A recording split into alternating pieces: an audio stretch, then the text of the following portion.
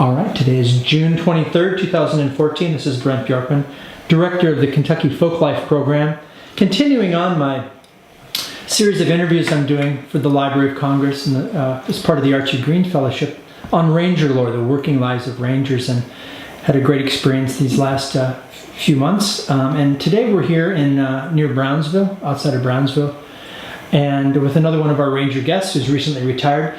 Can you give us your name and also just talk about the most recent rank you had before retiring? My name is Brad McDougal, and I retired in November 2013 as Chief Ranger, Mammoth Cave National Park. Okay. Brad, can you tell me a little bit about, I've been asking folks when they start out the interviews about how they got started or how they got connected to the park. Can you share that and break the ice that way? Certainly. I'd say with maybe May 1980, I was working as a dispatcher for the Evanston County Sheriff's Office, and back in those days, the state had part of a jobs training program, and I've been doing that for about a year. Uh-huh. And of course, it being a state-funded grant, it was the money was going to run out sometime around August and so forth. So I was looking for a job, and my aunt, Beverly Reed, worked at the park at the time, and she called and said they're hiring seasonal employees at Mammoth Cave National Park. And I thought, well, that's longer employment than I'm going to have here, since I understand that the program was going to run out. So I applied for it, and I was hired as a seasonal ticket seller. I was working in the ticket office in June 1980. Mm-hmm. And that was my first introduction or working for the park. And so all that summer I sold cave tour tickets. Wow. And so the season in your Mammoth Cave season was through September, October?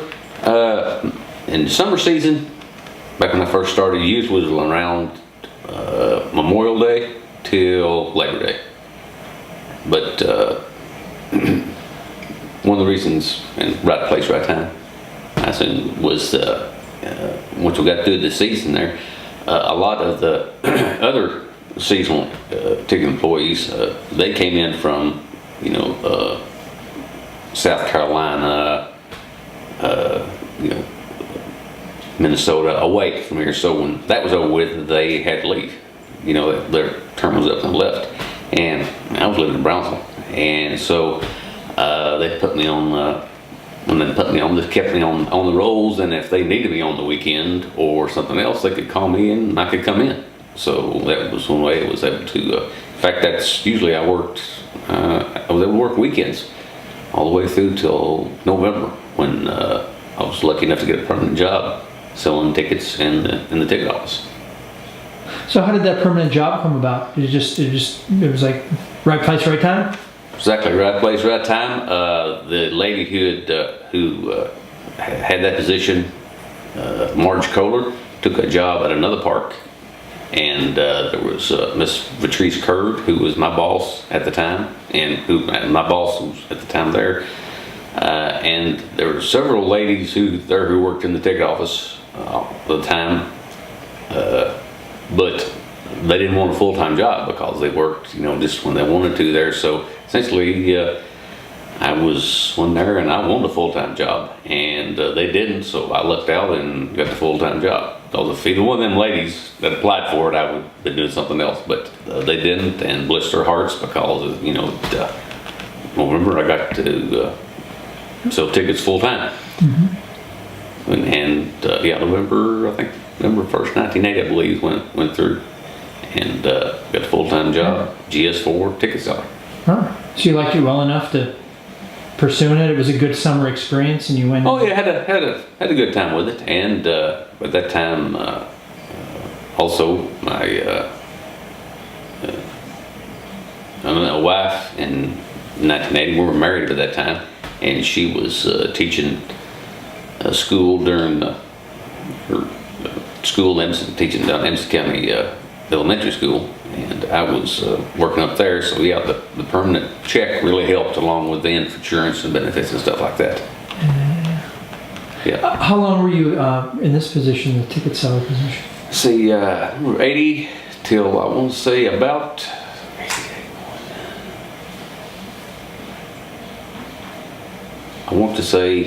we're in about 7-8 months, and then a position opened up in what was then called Visitor Protection, the Division of Visitor Protection Resource Management, and a split, what's called a split position, whereas you work like maybe 6 months in interpretation, and then other 6 months you come out and work either in the resource management side or the visitor protection side. If you were commissioned, were able to carry a weapon and make a rescue, you worked visitor protection, road patrol, like that. If you weren't, and I wasn't at the time, then I worked on resource management things like cutting trails, cleaning kudzu, or things like that. So I guided cave tours. I think 2 terms in interp, and did the resource management thing for one thing. Yeah. So how did the first ticket position, how did that assist you in the job as it progressed? I mean, was it a good way to an introduction to the park? Yes, it was excellent. Because right off the bat, it got you used to, but accustomed to dealing with the public. And if you hadn't dealt with the public before, it was it was eye opener, and dealing with the public. Because someone would come in, and I dealt with them on the phone before and stuff like that, in some of the previous jobs, but face-to-face contact, when you come in talking to them, someone would come in and they were just the happiest thing in the world. Hey, what's this tour? How much it's going to talk? Is this good for mom and dad and stuff like that? And you try to help them, and then someone would come in and tour sold out, and they would, they would either fly into a rage, and you're the first one there. So you're gonna, you may take some flack from them, but you get paid for taking flack. You take so much flack, and then you say, "Wait a minute, I'll get my supervisor." And they get paid more, so they can take more flack, and that's the way the food chain works. Yeah. So but it, I think it was good because it got you to interact with the public. Get them in, and also you couldn't have a lot of 10-minute conversations with them there at the ticket office. They come in, you want to do the transaction, and anything that got very deep in information, you try to forward them off the information desk, or find an interpreter, because there's 20 people behind them, and some of them may be 5 minutes from a tour, so it's push them on out and get the money, get the tickets, and move. Mm-hmm. And we sold an amazing amount of tickets back in those days during the summertime. More so than more recent times, you mean? Oh yes, yeah. A historic tour back in those days, 300 people. On one tour? Oh yeah, on one tour. And I have run as high as 5. Huh. Of course, they cost $1.50 back in those days also, and 75 cents, I think, for, $3 for adult, $1.50 for children, and people with golden age passports. So, and yeah, people come in, and, back in the summertime, historic tour, 300 people, easy, bang, bang, bang. And if you had a parking lot or visitor center full of people, they would come in, run to 4, run to 5, and then the interpreters would take them down there and somehow get them through there, and show what the cave, and talk to what the cave they could in the time allotted with that and the people, and bring them on out. But 300, that was a cut, easy, 300 full. So you got the split position that included interp and also, I think you call it visitor protection. I guess it's called law enforcement? Now, these days it's called law enforcement and emergency services. Back in those days, we had the resource management and the visitor protection division were all one section. And when I got the split position, since I wasn't commissioned, as they say, to carry a weapon, I hadn't any law enforcement authority, I did the interpretation, and then I did the resource management section of it. So when you're taking tickets, is that a progression in working at the park? I guess you're striving to also get a better grade, but also it's a new opportunity. Had you talked to some of the interpreters, the cave guides during your time? So is it something you wanted to do? Was it? I wanted to be a ranger. Right. Mm-hmm. I'd seen what they did, and I thought was, and I talked to some of them, and I saw what they did, and I thought that was cool. Thought it was a cool job. Yeah. I mean, I enjoyed the time I got at cave tours. I mean, it was fun. It was a great group of people that I worked with back in those days. Joe Duval, and some of the older ones, and Bobby Steenberger, Charles Allen, some of those. And some of my first, I enjoyed the time I did that. But I knew looking around that I would really like to be doing what these guys are doing. That looks like fun. How did that first week of interp go? I mean, did you work along with somebody? And I've heard that you oftentimes start out by trailing a tour, Yes. being the follow-up person, right? Mm-hmm. The first tour ever trailed was a historic tour, and came in that morning. And back in those days, you could throw kerosene torches, at the Methodist Church. And one of the first things. Tell us a little bit about what that means to throw a torch as opposed to what?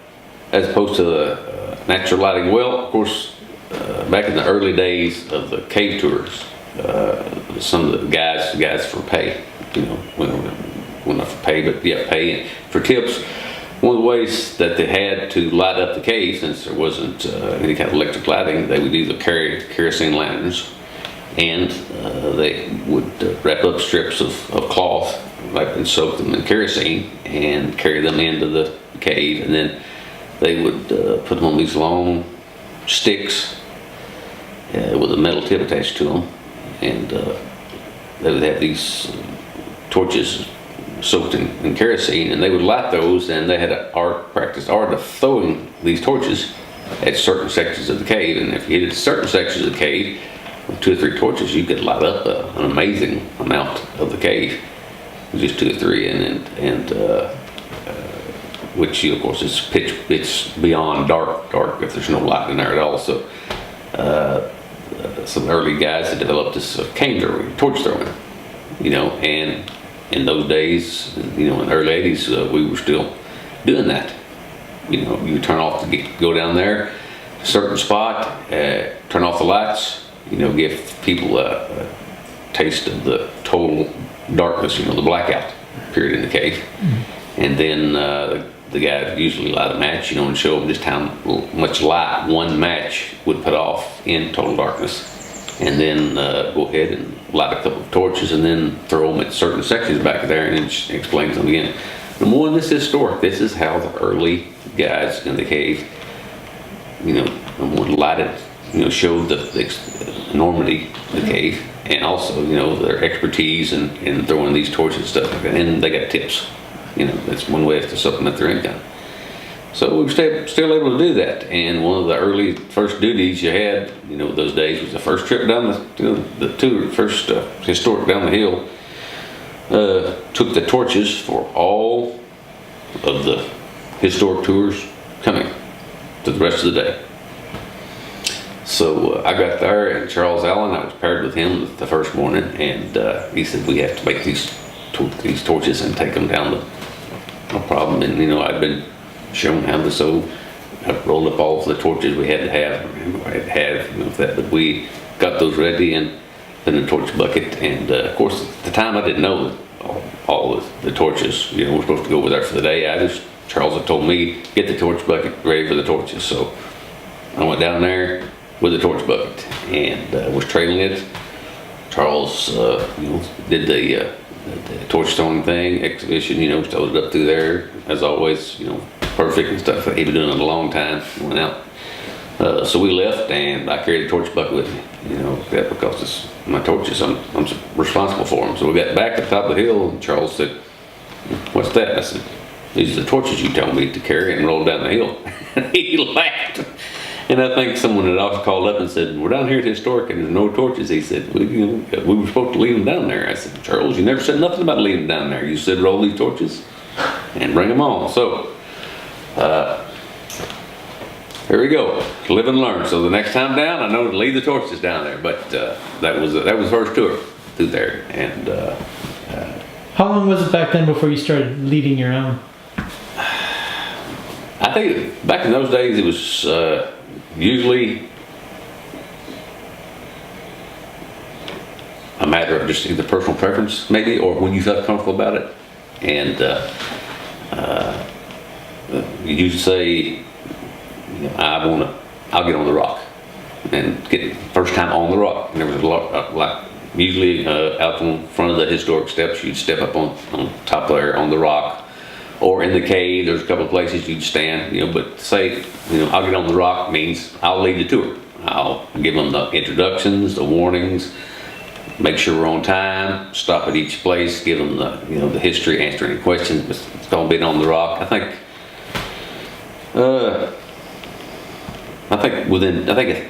maybe 2 weeks. Within 2 weeks, I told Charles I won't be on the rock. Yeah, because listen, learn, you write down, and not only Charles, but I wouldn't be with Charles Allen all the time. K-Don Van Meter, Joe Duval, just Don Rogers, just several others. Always paired with either this tour or different tours. So whatever you got that day. And also you wanted to take the time to listen to these things, and because you didn't want to jump on the rock and then ask you a question that you didn't, especially a simple question you don't answer to, because that's kind of embarrassing, not only for you but for the park. What's this guy doing up here if you don't even know what gypsum is, or how to get out of the cave, or which way to take? No, you don't do that. No, and also after a while, you do that for a week, same time, it starts to get boring just walking around behind 500 people, or 300, or however you got, okay, this is nice, I've done it here for a while, I've done this here, only get the games, do something besides just walk around and make sure nobody gets behind you. Yeah. So thank you. So that was, it was all good, but nothing. I didn't have anyone, thank the good Lord, no one died on me. I never had, I don't think I ever had a call of the Rangers. I had a good, fortunate, had a good time in interpretation both times. I did it one time in the winter, and then one time in the summer. Of course, I started in the summer and then rotated again in the winter, and I was fortunate. Because I had a good time. Never had a real problem with a visitor. Like I said, fortunate enough no one ever died on me or got bad sick. We had some folks that had to help out sometimes, but no, it was great. Mm-hmm. And I wish every law enforcement ranger now had to do a 6-month tour of interpretation. Tell me more about why you think that's true. Of course, show them age here, here, like that. But you realize, David Alexander, who you've talked before like that, but when I started, almost every ranger there, everybody in visual protection, or like that, had done a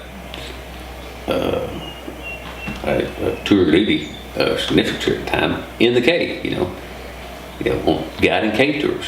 And some of them, Dave Lyons, in fact, had guided wild cave tours. David had done some extensive caving, but even so, just the regular cave tours, historic, the frozen Niagara, the half-day tour, the common, not common, but just the routine, regular tours that you'll have every day, especially in the summertime when you got a lot of people coming in. Back in those days, if a guy called from, let's say, let me get rid of that. Who that is to talk to, they quit. I took it. But,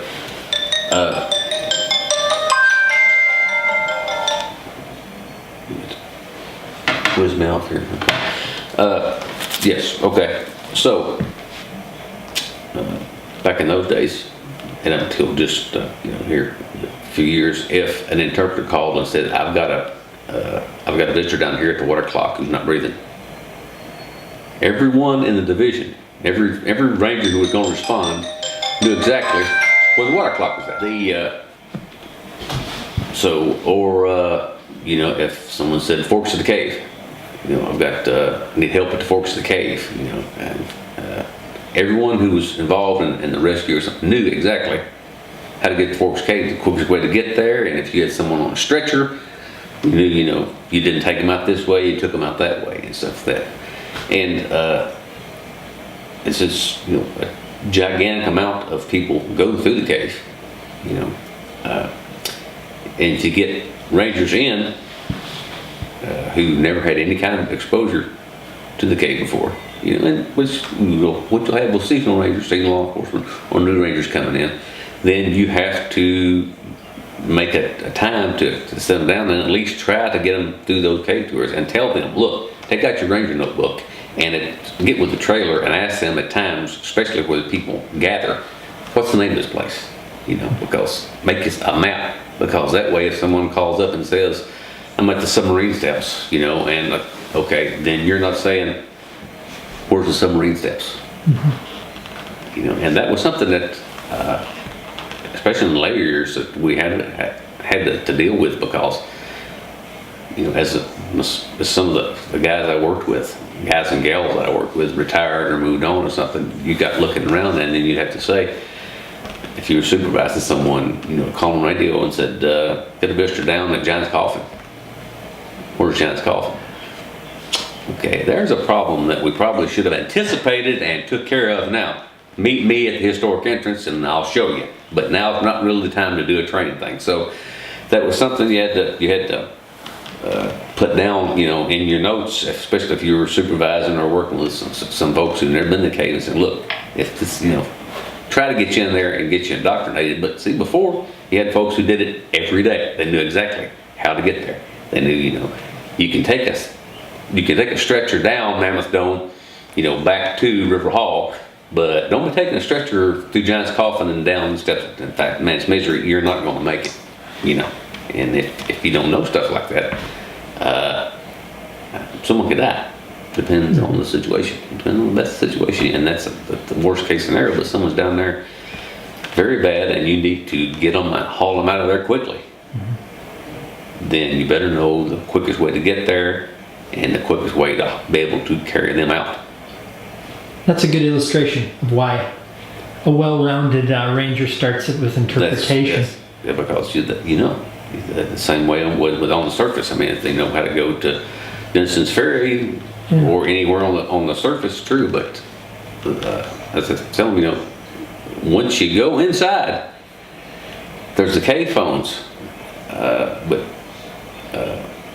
ladies and gentlemen, once you go inside and close that door, is the cave phones, and that's pretty much it. And I used to give talks to seasonal interpreters who'd come in, for the first time, and we'd talk to them about emergency procedures and stuff like that, going inside the cave. And I say, just keep in mind here, this is something that if something does go wrong down there, you always need to keep in mind where you're at and where the nearest phone is at, because cell phones don't work there. We don't have elevators. Helicopters don't land. If you're a mile and a half in, it's a mile and a half to get you out usually. It's always going to be dark. It's always going to be cold. It's always going to be sadly damp. This thing that you're always going to be fighting against. And the thing is, you're in not an alien, but it's a very unforgiving environment down there. The cave, don't care how sick they are, how tired you are, something like that. It is what it is. But so you always need to know, if nothing else, you get the phone and let them know where you're at. If you can get nothing else but I'm at John's Coffin and need help, and then hang up the phone or leave it down there, that's good, because someone in the shift office, Joy Lyons, Kathy Prophet, I call her Satan Garcia. She don't like his name saying, but sign, but Garcia. If they hear that, okay, they would call us and tell us, we know, okay, problem at John's Coffin, let's go down there. If the Rangers had been to John's Coffin, they knew exactly how to get there, what to take, and get on in. Mm-hmm. But that's part of being, like, say, a Ranger. Well, my definition of it was being a Ranger, being able to know stuff like that. Whether go down there to arrest them or to haul them out of there, CPR, mm-hmm. pull them out because they're scared, claustrophobic, or whether they're lost on the north side. Then I think you need to know your territory. You need to be able to know and operate, be familiar with the park and where you're going to be working at. I've heard of people having illnesses or claustrophobia or something. Has there ever been times where you have to arrest somebody that's being foolish or something like that? Oh yeah, sometimes you'll look. Usually, the times I had to arrest people inside the cave, intoxication. You know, I've had a couple of them this intoxication and you know, thankfully never had to get too violent with any of them down there. But cuffs on and let's walk back. And since the cuffs aren't coming off, I'll turn the lights on. I suggest y'all walk very carefully as you can and you stay, because if you fall, I'm not catching you. And since you're handcuffed, you're probably gonna break the fall with your face. But you know, nobody schools your head to make you get drunk and come down there and take a cave tour. So then it went in from interpretation, and we just talked about why that's important. Early training for the rest of it. Yes, sir. So the I think you said visitors services or visit. That time was called visitor protection. Visitor protection. But law enforcement is or emergency services, and that's as good as misnomer as any. So there's a progression in that. I've talked to some of your former colleagues about the professionalization of law enforcement. People, they look differently than they did maybe 20 years ago. Oh, yes. How they dress. And they also, with the sidearms and maybe their ability to be seen as real law enforcement. Was it back then, do you have any thoughts about that or how you were perceived, and then maybe your training in these areas? Because you said at first you couldn't carry a sidearm. Correct. And, what kinds of trainings did you have to do, and how did you learn internally at the park, or did you go away for things? I started out, let's say, May, June, July, yes. A full-time position came open in visitor protection section. I was fortunate enough to apply for that and accept that job. And I think I accepted that, around May the 25th. And then May the 28th, they sent me to the Federal Law Enforcement Training Center at Brunswick, Georgia. And back in those days, there's where everyone in the Park Service went to get law enforcement training or their law enforcement commission. When I say law enforcement commission, it's the same thing as saying the badge credentials of a police officer, but that's what it's called. So we went down there for 9 weeks and did a 9-week training program and came back to the park and gave you a gun, the badge. Well, at that time, we all wore the same type of badge, the Buffalo badge, but you came back and they gave you a gun belt, bullets, handcuff, radio, car keys, and Andrew Parsley gave me, 4 hours training on how to run the radar gun, and handed me the car keys. Good luck. So, and now Jim Waddle, who was my direct supervisor when I came back to there, Jim, did some rode with me some, and gave me some instructions and stuff like that. But there was no formal training program. It was pretty much OJT, and Jim would do it when he could. But at the same time, Jim, he was a supervisor park ranger. I wasn't his only employee. He had other folks he had to worry about it. And also just the way it was done. Back in those days, it was just, you just got back from FLETC. Here's the keys to the car. Here's the ticket book. Here's the gun, bullets. I think we had, we used 38 revolvers, a radio, handcuffs, and I think there's a baton for the daytime and a 5D cell flashlight for the nighttime. Here's the keys to the car. Go forth and do good. And there we go. And so you just taught you how to fill out tickets in case you needed and go at it. And I didn't think there's anything, looking back now, of course, these days with the field training programs that all law enforcement officers have, not just the Park Service and stuff like that. And you think, well, it was horrified, and some of the younger guys would ask, what was your field training? 4 hours training on the radar gun, and they handed me the car keys and said, good luck, there you go, take off. And they were just surprised about it. And I said, kids, you don't know how lucky you are, because back in those days, that's the way it was, and that was expected. Because that's how Jim was learned, that's how Phil Vegas had learned. That's how every ranger on down the time had learned. you're trained, you're getting paid this. If you want to know how to do it, we'll find out. I'll show you one time, and then after that, you better be getting out and do it yourself. And that was cool. It was good. Yeah. So did you have pretty good experiences? You didn't run into too much trouble right away? Not right away. No, not right away. No. Later on, though? Oh, from let's see, 82 to 2013. Yeah, I ran into some. Yeah. 30 years on. Oh, Yes. 31. Yeah, 31 years.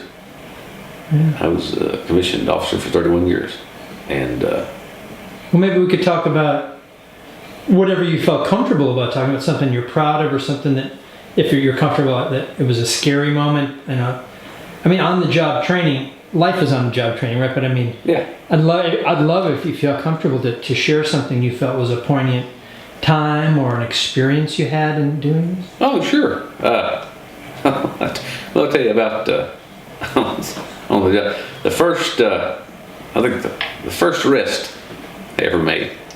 What was that? And what was it? Wasn't bad in any way, shape, or form. But it was during the dead winter cold. I mean, snow was out and stuff, and I was just actually doing what we called back in those days snow patrol. I was out in a patrol car, and then That's fine. I'm sorry, the roads weren't too bad, but it was bitterly cold out, and we were actually out driving just to make sure if someone got off the road, especially at Mammoth Cave, no cell phones back in those days.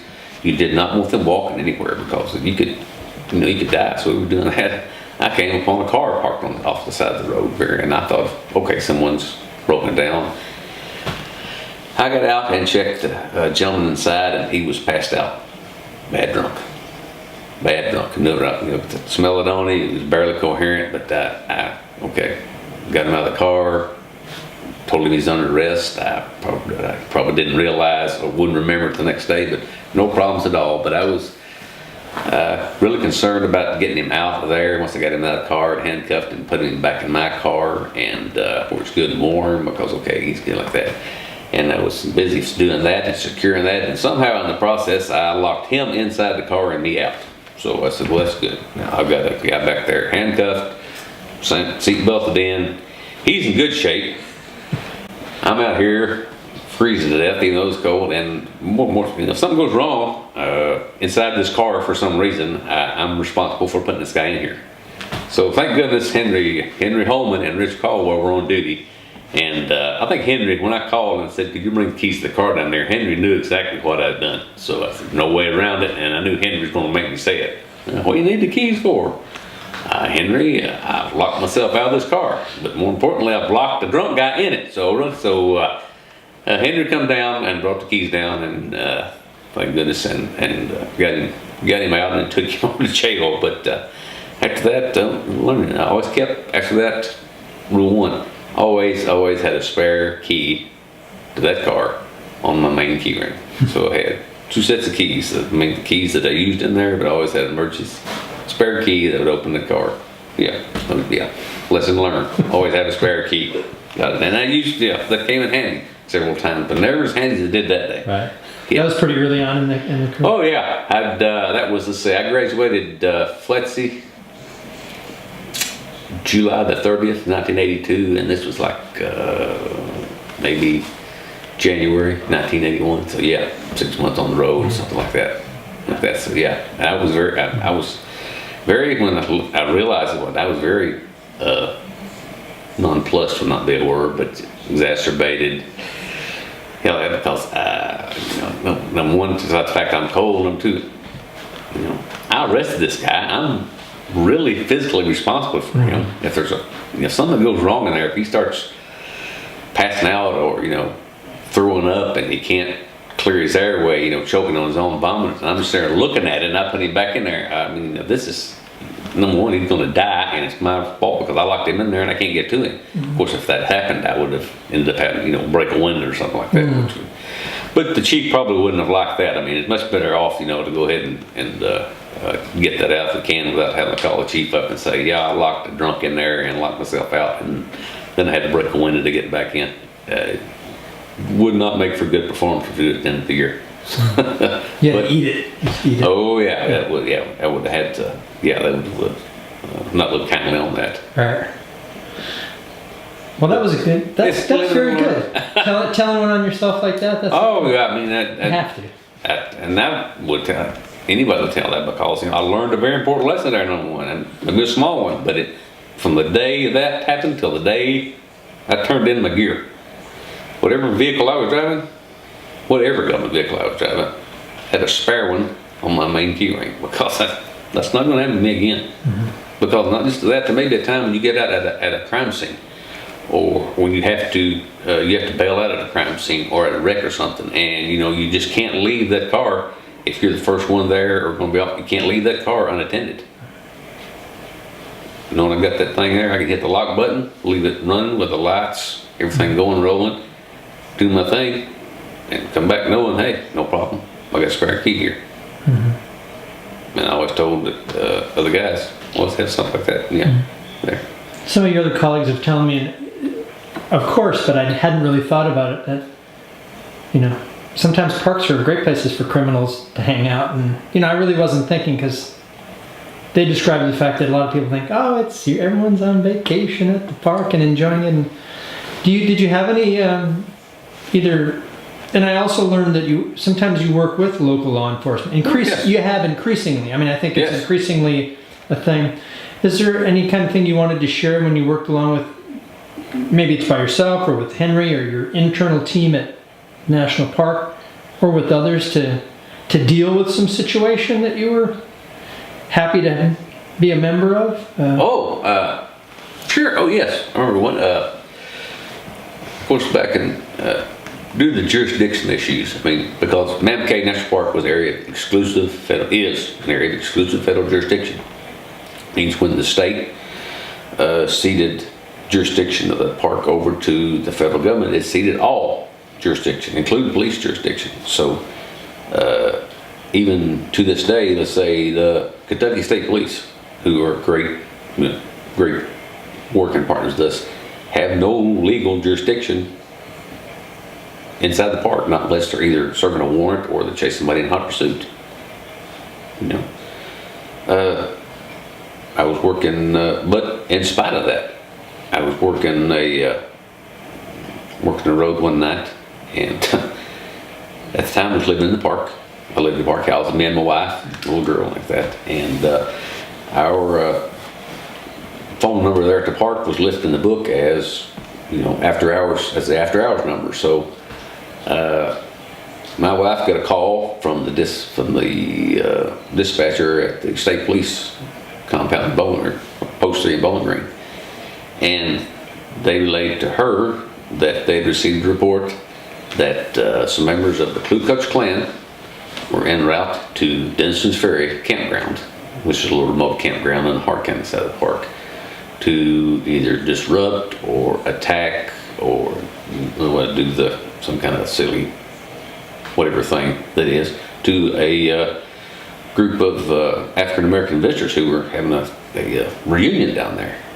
And this was like 9 o'clock at night on like a Wednesday, and solo night patrol. So Pat got on the radio and said, this is what the state police told me was going on. Said, this is reports that came in. And I said, 10-4, head that way. So she was going to call David Lyons and call some other rangers, to come on in for backup. They were 25, 30 minutes away at the time.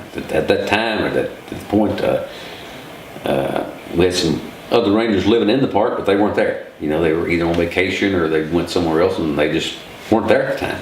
And that was just something you accept. Sometime you're going to get the call and you're going to be the only one. So I said, and headed to Dennison's Ferry. And sometimes you get, of course, it wasn't a 911 back in those days. Someone would call a report into the state police on landline, and they'd call it in, calls there. So I headed to Dennison's Ferry and get there, and there's a truck sitting right in the middle of the entrance to Dennison's Ferry road down there, parked. Now we're blocking and I'm thinking, there's something to this, or something about it. So I got on the loudspeaker and ordered the guy out, come out of the car and didn't want to come out a couple of times. It's like this, and I thought I heard movement over in the left side of the woods. I wasn't sure, but I thought I heard movement over there. But anyway, I got the individual out, walked him back up to me, put the handcuffs on him. He was intoxicated, a little belligerent, but didn't have a problem with him. Walked him back to me, got the cuffs on him. Went up, checked his truck, had a .357 Magnum pistol, a 30-30 rifle, and a 12-gauge shotgun in there. And about that time, too, just after I got him there, 2 state police troopers, Nick Stevens, and oh gosh, I can't remember the other guy's name. Senior moment, evidently. But I was never more happy to see 2 guys roll up on the scene, because they had got the call and they were Hart County, and they rolled up there and said they knew the guy. Said I never had an individual, but yeah, we know him. He's there like that, and we got the truck moved, and those guys followed me down there, and there was in fact a family having an African American family large having a picnic or reunion down there, staying overnight and stuff like that. And they had a generator going and lights strung up. And so we got there and asked them, and thank the good Lord that evidently those folks up at the gate were the only participants. We said, "You had any problems?" No, we've been here, had a fine time. In fact, you're the only people we've seen. But those troopers, I mean, they came in there, and I have no doubt at all they would have gladly shot anybody off my back if needed to, even though they had no legal standing to do so. But it didn't stop them a bit. And I've always I never met one of them that anywhere, and in around here especially, that I wouldn't have trusted with my life in a heartbeat. They were a great organization to work with. Every trooper but down there has always been, that never occurred to them another officer was in trouble and they were going to help them. And I would tell my guys, even before we had any kind of jurisdictional to this day, before we had state peace officer status, now we have, in 2006 we got state peace officer status, but even before then, I would tell them, I don't care if state police, another deputy sheriff, or a city around here, if he calls for help, you go. We'll worry about the jurisdictional things later. You do not leave another officer out there swinging in the wind, because they won't leave you.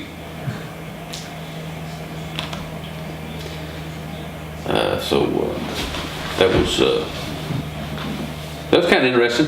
That was kind of 40. Was it interesting for you to be? Wanted to talk to you a little bit about. This is an intimate park, and a lot of people, if they've come here, they just love it, and sometimes they've retired here. But you're from here. Yes, sir. And I think that's an interesting comment on a person's working life in a region, and the idea that it was, created 74 years ago, and the feelings of a community, and as they evolve over time, and acceptance or non-acceptance of that, and just knowing the topography of the park and things is, maybe speak to that as a local man, or as somebody who grew up here. Well, yeah, I mean, grew up here. First time I visited the park, of course, was on a school trip from Emerson County, and I can remember going to the historic tour, and on different places. From the, I think from 10 till I was about 16, we lived on a farm that bordered the park on Highway 70. So I remember, going, back either on my bicycle or on a motorbike or walking, went right past the boundary signs all the time, and of course didn't think anything about it because I wasn't doing anything back there. But it was just great because there was a park, and once you get past in there, it was all woods, and that was what was fantastic about it, because everything else was much farmland.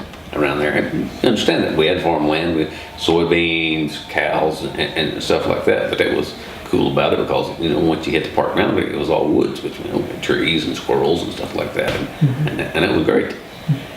And I knew that some folks who had their land, or their ancestors or forefathers, land appropriated for the park,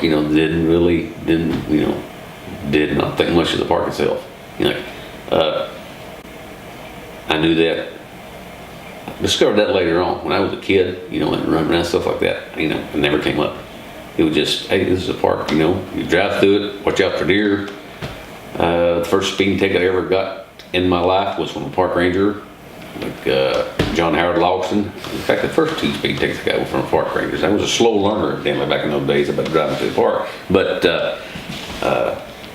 yeah, see there. But I never had any negative.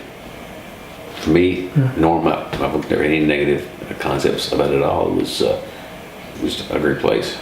My father remembers going to the 4th celebrations when everyone would go down to the Green River Ferry, or go down to the ferry and the river and stuff like that on the 4th of July. And people would go swimming and picnics and stuff like that. But yeah, growing up as a kid in from my part, local one, the park was always just a cool place. Place to go through, as long as you don't go too fast. Right. So we were talking about with some others about, and this is going back to the law enforcement thing about people doing things. I guess my thought is people use the park land when they shouldn't be using it to maybe grow or to harvest, or whether it's deer or ginseng or was that it? I guess that was what's interesting to me is you're local, so the people that are doing that are oftentimes local. Was it was it something that you had a lot of insight into because of that, or any stories about that? Maybe, don't name names, but did you come across things like that? Yes. Oh, yes. It first started out with marijuana harvesting. Not harvesting, but growing marijuana. And that big boom really hit late 80s, early 90s. And of course, reason they started, is wanted to use the park was federal drug laws evolved to the point, or changed to the point, that if you have a 600-acre farm out here, and you decide you're going to supplement your income by growing marijuana, and you're growing marijuana out there, and the state or the feds catch you and stuff like that, they can use forfeiture statutes, and they can seize that land. And seize it, this is now the possession of the United States government. And if you have a 30-year mortgage on it, that's between you and the bank. You shouldn't be growing dope on it. It's now ours. So let's grow it on public land. That way, if it is found, and there's nothing, they can't take it because they're on it, and there's no way to trace it back. It doesn't belong to this landowner or that. And it's just sometimes still today, on the news you'll see somebody got caught with so many marijuana plants in their field or something. But contemplating the marijuana on their farm, most time true marijuana. But it's put in the park. One, there's no risk of losing anything because the park already had it, and number two, it's the areas they pick are very remote. A lot of people come by through it. You time it right. You can grow a lot of dope in there, and nobody ever know, because we certainly didn't have enough rangers to patrol it all the time. We would go out on these walks. We call them dope hunts and stuff like that, where we do a foot search. Sometimes a state police helicopter, National Guard working with the state police, would fly over in a helicopter and spot us from the air. But we found several. I think the large we found, 600-700 plants, I believe. Which at that time, no fewer than 2. Yeah, always 2. Always 2. If you couldn't go with a party, you didn't go. because that way, if nothing else, something happened, you had someone there to drag you out, or at least, maybe bind you wounds, or even if in the event, if they get shot, sometimes they put booby traps out, fish hooks at eye level, or animal traps, like, the spring-loaded claws, stuff like that. And you just didn't, you went two guys. Mm-hmm. That way, if something went wrong, hopefully one could drag the other out, or at least bind his wounds, or help him till you call help in. Yeah. So made 2 or 3 cases, and surprisingly, you're just a couple of years ago, David Alexander made a case on a couple of individuals who was growing some marijuana up in the park. He tumbled to that, surveilled them, identified them, tracked them back, search warrant their house, found not only they're growing marijuana in the park, they were growing mushrooms in their apartment, and they had all kinds of stuff like that, and got convictions on those. Yeah, but that marijuana was there for a while, and we got some. I'm sure some, majority, some got out. But you did what you could, and then methamphetamine, of course, started hitting the scene. That's interesting to me. It just doesn't compute to me, but I guess it's the new thing. That's what people do. When the methamphetamine thing hit the scene, we started seeing, the marijuana gardens and marijuana cultivation operations, just boom, almost disappeared. In a year, they just dropped out. Now you might catch some folks, with some joints in their pocket or something like that, with recreational use, mm-hmm. stuff like that. And but you started seeing, a lot more prescription pill abuse. But methamphetamine came in, and I think a lot of the marijuana operations just switched from that to methamphetamine, and so which is a whole new problem.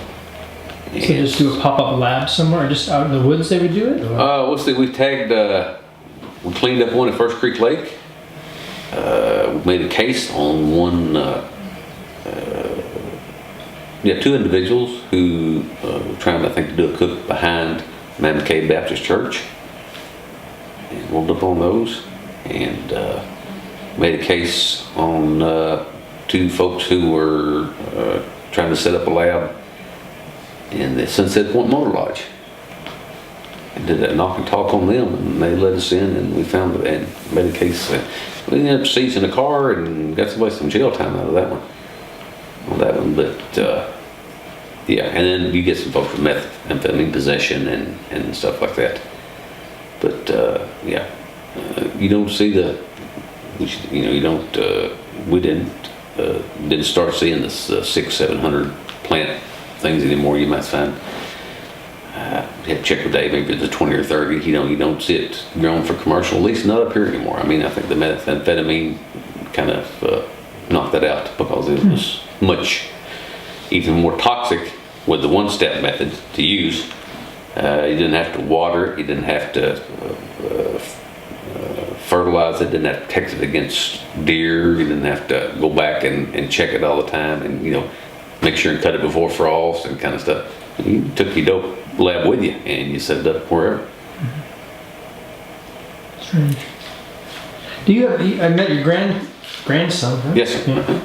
Do you have kids? And sometimes one of the things about working in the park, sometimes people that have met in the park. Did you have a son or a daughter? I had a daughter. Worked at the park? Works at the park right now. She's at the park now? Oh yes. Worked there since she works there full time now, but she started when she was in high school in interpretation as a student aide, and then she works in interpretation, and now she works in the facility management division. Works as the budget analyst or budget clerk up there. Yeah. How did that work in your family about her working in the park? She saw you working and wanted to? Did you push her or kind of like coax her into it? Or? No, I never really wanted to coax her into it. She was, she spent, she was born, we brought her home from the hospital. We brought her home in to the park residence we was living in. So I think she lived the first 5 years of her life there. She can remember it, the tire swing out front, and you know, living in the park and like that. And then I think she turned around 82. Yeah, I think we got 5. I think 87 when we moved here. We moved here and been here ever since. And it wasn't like she went to the park like every day and stuff like that. I mean, but you know, she knew I worked up there, and she went for the Christmas thing and stuff like that. But she was doing. She liked theater. She's a theater major in. I think it was a major. I'll have to check. I'll have to look at on her diploma. I'm not sure what it was. Theater major at Western, and so. I think doing interpretation, she really liked that aspect of it, you know, talking to the folks. And so she started doing that, and she ended up doing, before she moved on, she was doing wild cave tours twice a week. I mean, she got in more tours, more variety of tours than I ever did when I was up there. Great, but it never caused any conflict or something, except when she started working there, I knew it could be conflict to her, because you know, no one in the world is going to keep it a secret that this girl's dad is a law enforcement ranger over in there. So I pretty much told her, I said, unless it's something criminal or something that is, you know, blatantly unsafe to someone, you know, don't feel like you have to come in here and tell me anything. And I'm not going to ask you anything about what goes on. You know, I'm not going to ask you what's in this division over here, you know, what's going on over there, you know. No, I'm not going to do that, because, you know, I don't want everyone to think that, you know, you're a snitch or you're going to come run and tell me something. It's going to make things work horrible for you. So unless it's something criminal or something unsafe, you keep it to yourself. And I won't ask you about it. And you don't ask me about stuff like that. And that's what we've pretty much always done. And it worked out well that way. If proof is in the pudding, you know, if something was going on over there, and it, you know, it didn't get back to me because it wasn't unsafe or criminal, then I think, you know, people know, okay, you could we talk in an open manner, you know, not have to shut her out or something because they was afraid it would get back to me. And they felt free to talk about her, and like I say, she pretty much kept her end of it, unless there was something that was criminal or unsafe, and you know, she wouldn't tell me, and I wouldn't ask, and I think that's good. The saying, bleeding green and gray, I bleed green and gray, wearing the uniform. Does that have something in? Tell me about, I mean, is there a certain kind of camaraderie or fellowship or pride that you've taken throughout a career in wearing the flat hat and that sort of thing? Was that a big... Yes, sir, but I'll be the first. I mean, bleeding green and gray, if someone said, do you bleed green and gray? Yeah. No. I'll be honest, totally honest with you. You know, I've heard how I started out in the Park Service. You know, I did not go to college, you know, to be a park ranger and stuff. I just right place, right time, and saw that the park rangers, that seemed to be a cool job and stuff like that. But you know, I was in the Marine Corps, and uniforms, as you know, were very important when you're in the Marine Corps. So when you came out, yes, that aspect of it, I mean, I kind of carried on. Yep, you're going to have your shoes shine. You're going to have your, you know, leather shined up, badge shine. You know, if you're going to wear that uniform, the class like that, you're going to wear it right.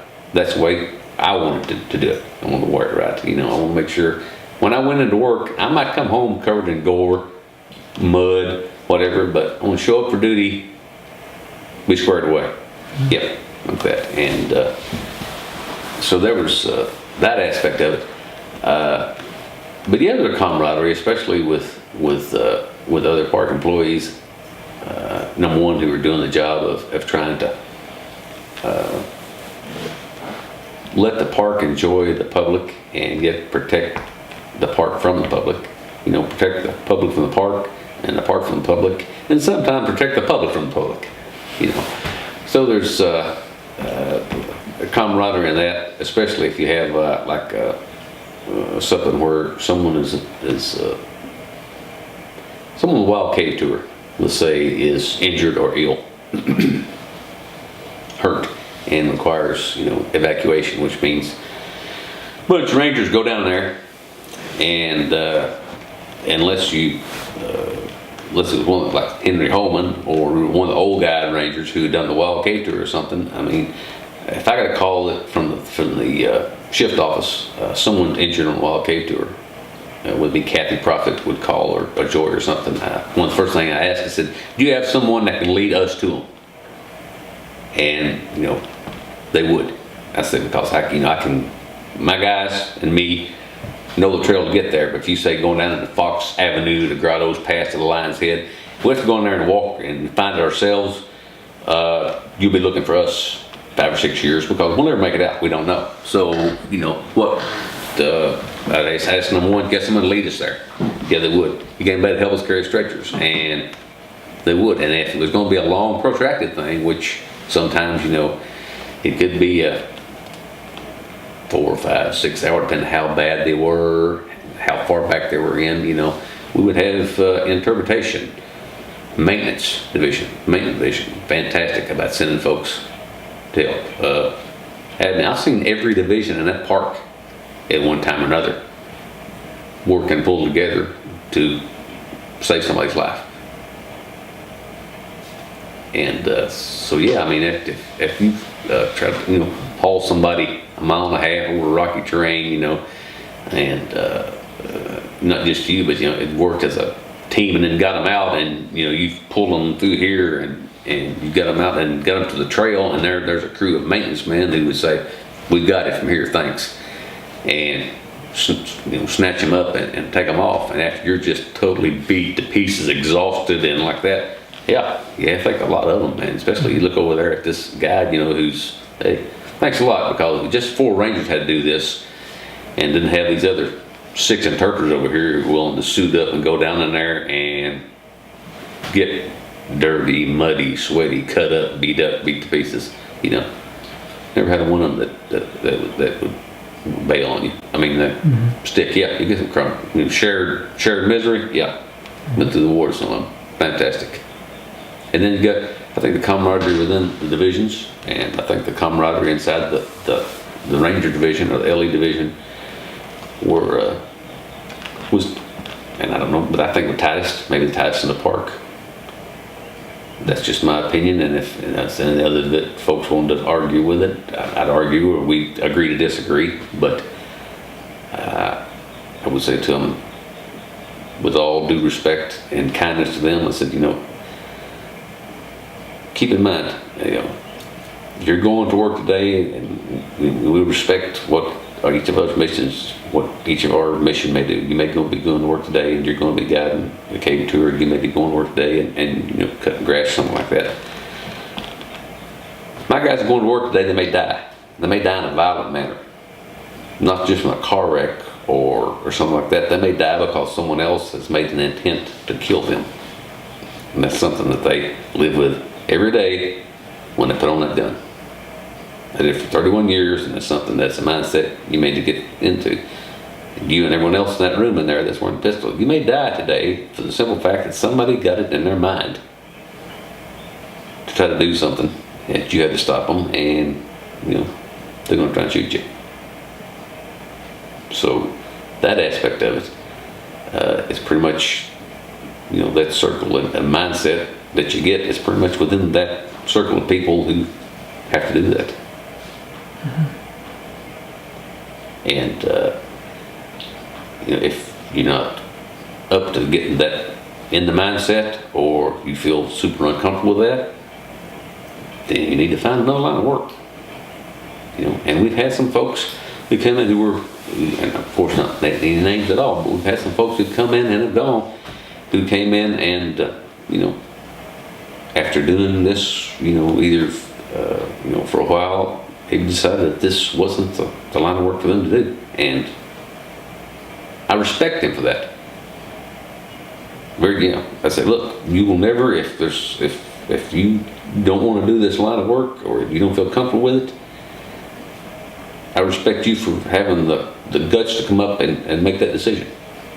Because, I tell you something, it's, there's an awful lot of things that, lines of work out there that I would walk out, do it a day and say, I can't do this. It's just, it's not like a badge of honor or something like that to do this when you're not suited to it. I mean, I tell them, if you don't like this line of work and you can't do it and you don't feel comfortable about it and unhappy about it especially, find something else to do. It's not worth putting yourself or risking somebody else's life. Different strokes for different folks, buddy. If we all did one thing, we'd all just be one thing, Other people that do other things. But at the same time, I enjoyed it. I was fortunate enough I enjoyed it. I really liked the variety of it because even though law enforcement was a great, was what you did most of the time because you write more speeding tickets than you do, cave rescues, thank goodness, like that, But I really liked the variety of it. One thing about it that I think you had to learn that was different from the interp side of it was an interpretation that come up, and whether you've got a cave tour or you're working on an information desk or something, people usually come, they're welcome to see you because you're either going to get them information, take them on a cave tour or something. And something you learn real quick is when you go to the dark side. Joy Lyons, like ask Joy that when you go to the dark side of the park side, the law enforcement, the stepchildren side we call it. When you go to the dark side over there, when you pull up in that car and get out with that gun belt and then put the Stetson on, 90% of the time these folks aren't happy you're there. And so you learn that, about the first month, because they're, oh, wait a minute here. Well, no, I'm not here to give you a cave tour. I'm here to take you to jail because you're drunk or, you're stealing, rocks out of the cave or causing a disturbance, or I'm here to write you a ticket or something like that. And of course, if someone's sick or lost in the cave or lost in the backcountry, well, they're glad to see you then, like that. But that doesn't happen often. So most of the time, when you're rolled up, when the dark side, no, people are not going to have to see you. And I would tell the other guys that, guys, rolling up here, these folks are not going to be happy to see you. So when you get out of the car, be ready for that. Kind of like every deputy sheriff and state trooper and everything else. I mean, that's one of the things that you have to put that hat on, even though it's the same, it's a Stetson that you put on, where you're going up to talk to someone at the campsite or answer a question, and just, I don't want to make it seem that just because we got in a patrol car and you rolled around that, okay, I'm just the police. No, of course not. Not at all, because if it was just that would be a horrible job. If that's all we were doing all the time. But get out of the car and walk in the visitor center, even if you got that gun on, people still have a chance to come up and talk to you. Where's the best place to backcountry camp? Well, how long are you going to stay for? What are you looking for? Stuff like that. Let's look at this, and that's refreshing. A lot of times you get a chance to do that. Walk through the campground on a foot patrol, and a lot of times people come out and say hi, offer to share their supper with you or something like that, and that's kind of a break. And I would tell them a lot of times, get out and do that, because after you do it for a while, you don't want to get into that just, okay, I'm getting out of the car and got a gun on, and it's very easy to get that stone face and stuff like that.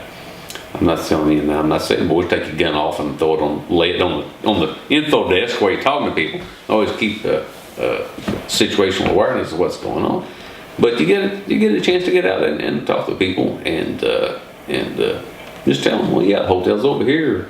Here's this trail over here is a great place. Make sure you take water. It's kind of steep and like that. And you get a chance maybe to do a little interpretation, explain to them why it is.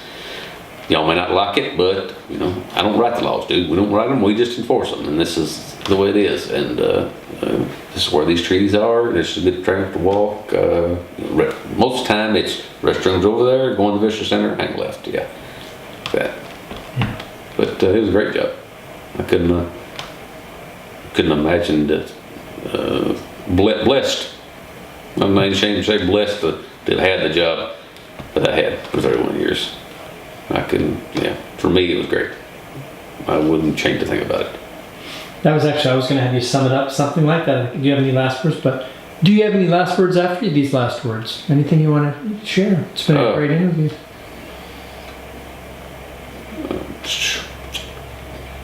It was a great job and so forth. I will say, as the Park